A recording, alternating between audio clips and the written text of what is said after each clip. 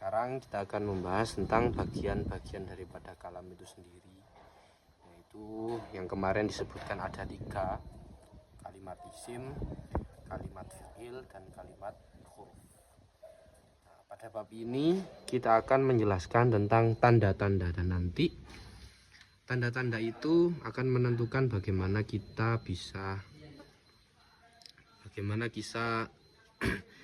tanda-tanda itu nanti kita akan bisa mengetahui mana yang kalimat isim, mana kalimat fi'il, dan mana kalimat huruf, sehingga kita bisa memahami bahasa Arab dengan baik. Enggak diikuti. Langsung mawon.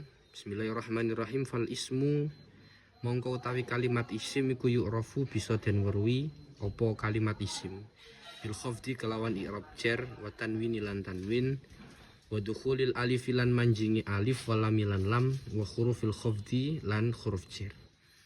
Wa hiya utawi huruf jar iku min, huruf min, wa ila lan ila, wa an lan an, wa ala lan ala, wa fi lan fi, wa rubba lan rubba, wal ba lan ba, wal kaf lan kaf, wal lam lan lam, wa huruful qasami lan huruf qasam. Wa hiya utawi huruf qasam iku al waw wal ba lan ba, wa ta lan ta. Ini menjelaskan tentang tanda-tanda kalimat isim. Kayak musonef wonten kitab Jurumiyah niki menjelaskan tanda kalimat isim itu ada 4. Ini kula urutkan sesuai dengan keterangan kula mawon. Yang pertama tanwin, yang kedua adanya al atau pemasukan al, yang ketiga i'rab jar. Kalau bahasa saya ini adanya i'rab jar, jadi adanya i'rab jar seperti itu. Terus yang keempat yaitu huruf jar. Adanya huruf jar. Yang pertama tanwin sudah umum, misal contoh pada lafadz zaitun. Zaitun atau masukkan al umum sebagai lafadz ar-rajul ya. Nah, sekarang yang mungkin ini sebagian dari teman-teman itu ada yang banyak yang keliru tentang tanda kalimat isim itu adalah adanya i'rab jar. Adanya i'rab jar. Kenapa kok saya sebut adanya i'rab jar? Karena dalam praktek contoh misal seperti lafadz khamsu shalawatin. Nah, seperti ini. Khamsu shalawatin. Di sini ada 2 kalimat yaitu lafadz khamsu dan lafadz shalawatin. Nah, ketika kita ingin mengidentifikasi lafadz khamsu shalawatin ini kalimat apa, yang bisa kita lihat dulu adalah lafadz shalawatin. Lafadz shalawatin ini karena ada tanwin jelas maka ini adalah kalimat isim. Sedangkan pada lafadz khamsu ini, nah, apakah ini kalimat fi'il atau kalimat isim? Maka jawabannya adalah kalimat isim. Kenapa? Pada lafadz khamsu ini padahal tidak ada tanwin, tidak ada al, tidak ada huruf jar, tapi dia ini termasuk kalimat isim. Kenapa? Karena tandanya adanya i'rab jar. Loh, padahal lafadz khamsu ini i'rabnya rofa, bukan i'rab jar, tapi kok kenapa tandanya itu adanya i'rab jar? Karena lafadz khamsu shalawatin ini adalah 2 lafadz yang dijadikan satu atau yang kita sebut biasanya dengan mudhof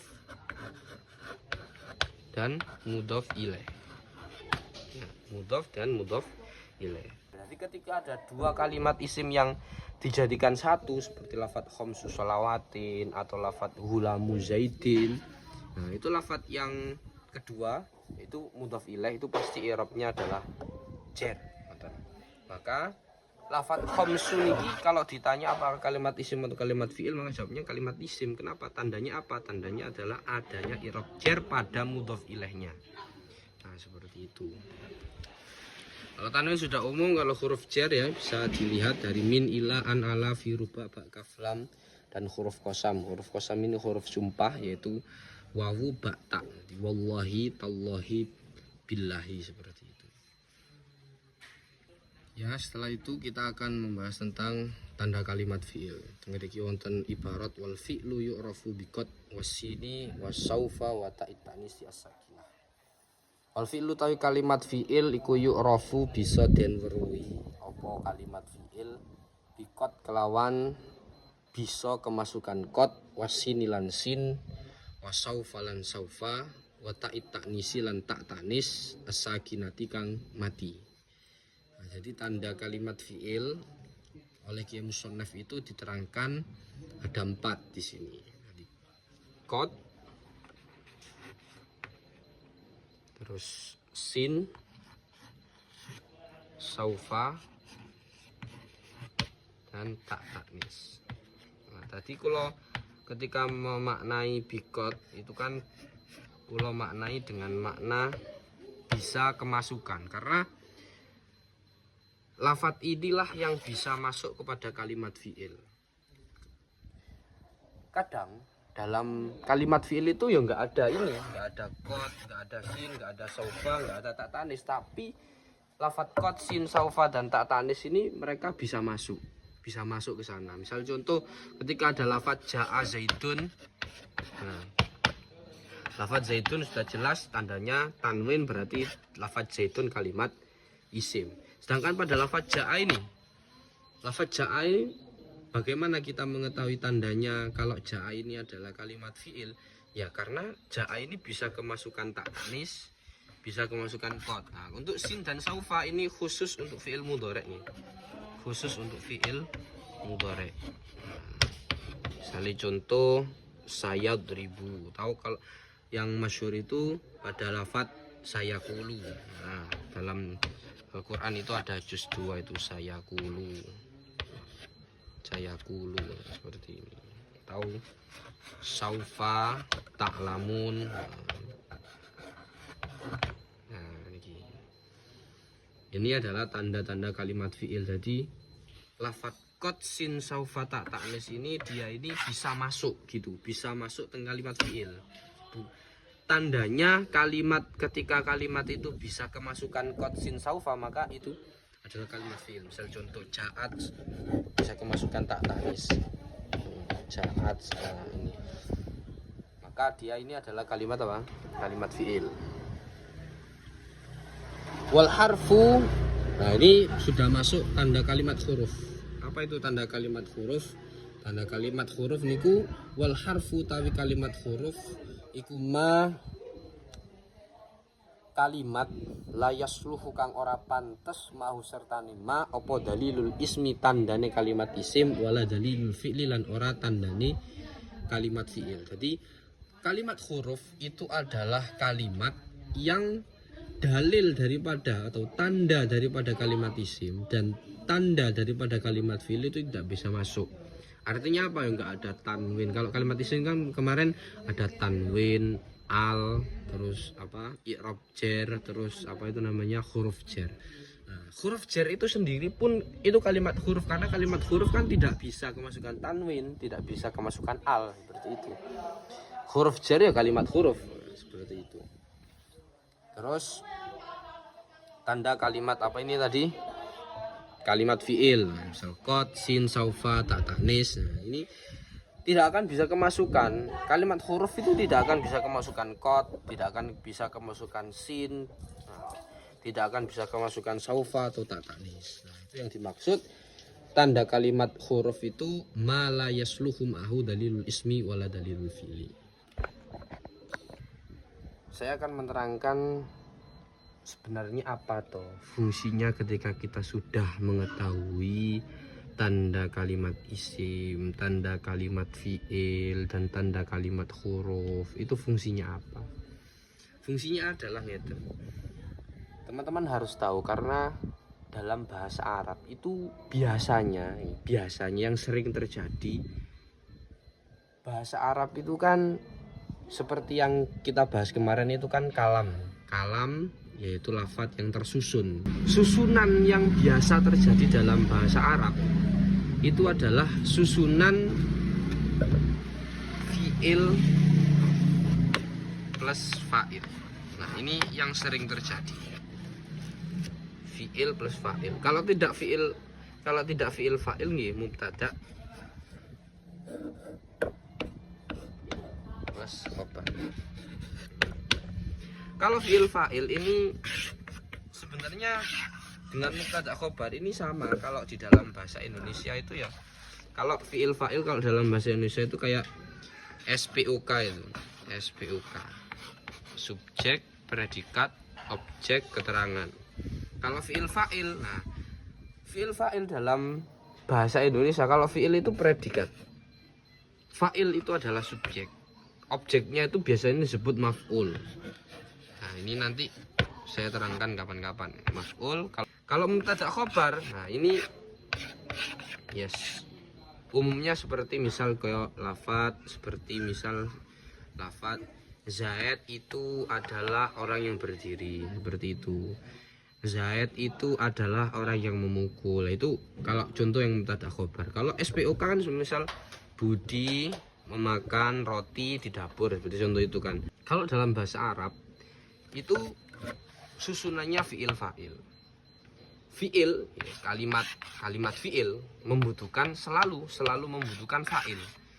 Ya, cuman susunannya kalau dalam bahasa Arab itu bukan SPOK tapi P predikatnya dulu, fiilnya dulu, baru subjek, baru objek, baru keterangan. Makanya saya ini tulis PS atau predikat subjek atau fiil fa'il. Nah, ini yang menentukan kalau kita mau mengartikan pun dalam bahasa Arab ke bahasa Indonesia, ya kita harus mengganti dari PSOK jadi SPOK. Nanti itu akan mudah seperti itu. Misal fiil fa'il, contoh misal kayak lafaz ja'a zaitun. Nah, lafaz ja'a zaitun, ja'a fiil, zaitun fa'ilnya dia menjadi fa'il. Nah, menjadi kalimat isim.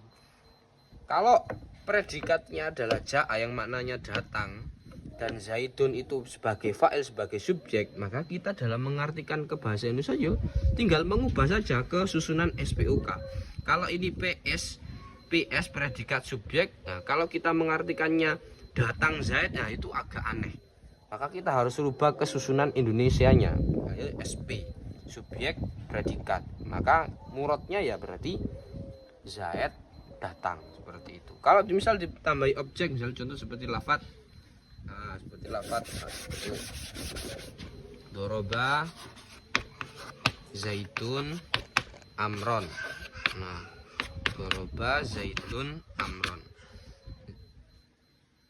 Doroba ini kalimat fiil menjadi predikat, subjek fa'il, nah, menjadi subjek. Zaitun subjek jadi fa'il daripada fi'il, karena fi'il itu selalu memiliki fa'il, sama seperti predikat harus memiliki subjek, seperti itu.